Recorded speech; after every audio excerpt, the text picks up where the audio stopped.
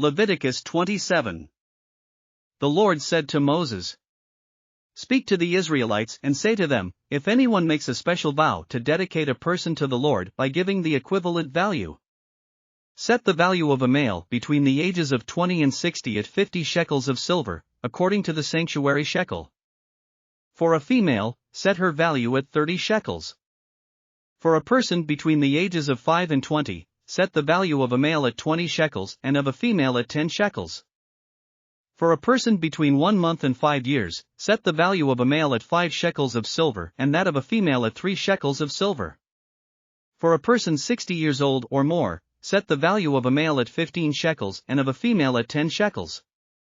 If anyone making the vow is too poor to pay the specified amount, the person being dedicated is to be presented to the priest, who will set the value according to what the one making the vow can afford.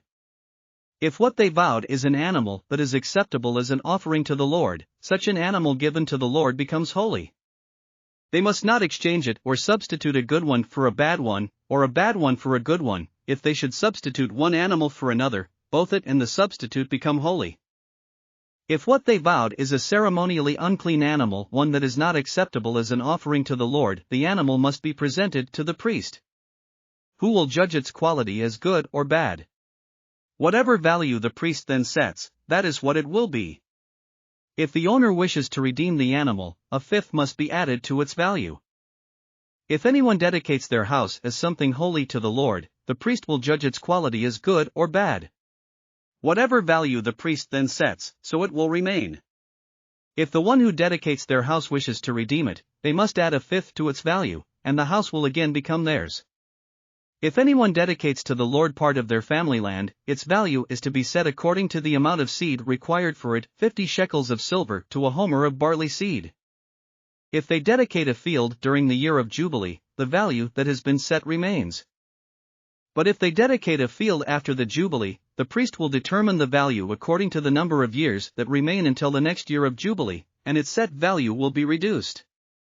If the one who dedicates the field wishes to redeem it, they must add a fifth to its value, and the field will again become theirs. If, however, they do not redeem the field, or if they have sold it to someone else, it can never be redeemed. When the field is released in the Jubilee, it will become holy, like a field devoted to the Lord, it will become priestly property.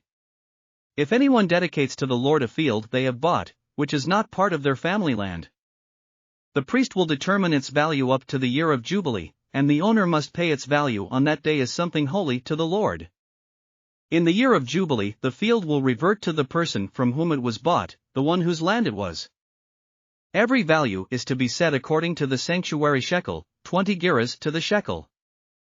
No one, however, may dedicate the firstborn of an animal, since the firstborn already belongs to the Lord, whether an ox or a sheep, it is the Lord's.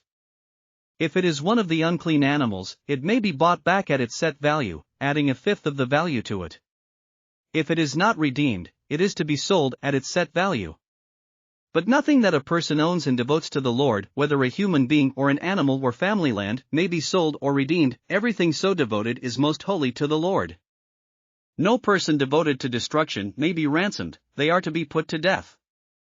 A tithe of everything from the land, whether grain from the soil or fruit from the trees, belongs to the Lord, it is holy to the Lord. Whoever would redeem any of their tithe must add a fifth of the value to it. Every tithe of the herd and flock, every 10th animal that passes under the shepherd's rod, will be holy to the Lord. No one may pick out the good from the bad or make any substitution. If anyone does make a substitution, both the animal and its substitute become holy and cannot be redeemed. These are the commands the Lord gave Moses at Mount Sinai for the Israelites. Thanks for listening to another chapter of the Bible. At My Faith Fuel, we believe a good coffee fuels your faith and energizes your day. Please visit myfaithfuel.com to explore our delicious coffee blends. Part of each purchase goes to training worshipers around the world. Thanks for listening.